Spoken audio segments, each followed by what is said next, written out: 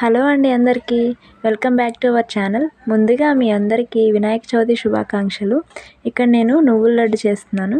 ఉంటే అతివృష్టి లేదంటే అనావృష్టి అన్నట్టు మా వారు 200 గ్రాముల నువ్వులు తెచ్చి 1.5 కేజీ బెల్లం తెచ్చారు. ఇక నేను అవి వేపి ఒక గడ్డ బెల్లం మాత్రమే తురిమేసి ఇలా మిక్సీకి పట్టేశాను.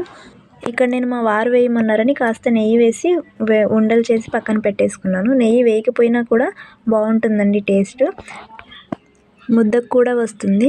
అయితే ఇక్కడ రేపు వినాయక చవితి అనగా ఈరోజు నైటే బొమ్మను తీసుకొచ్చి పెడతారు కదండి, దానికోసమని మా పాప నాతో గోరింటాకు పెట్టించేసుకొని వినాయక స్వామి వస్తున్నాడని చెప్పి మా ఇంటి పక్కనే లేండి గుడి, ఇక వెళ్ళి నైట్ 9:30 దాకా కూడా అక్కడే కూర్చుంది. స్వామి వస్తాడు, నేను ఇక్కడే ఉంటాను వచ్చిందాకా అని చెప్పేసి ఎంత పిలిచినా కూడా రాలేదు. ఇక వాళ్ళ నాన్న వెళ్ళి తిట్టి తీసుకొని వస్తే ఇక వచ్చి పడుకుంది.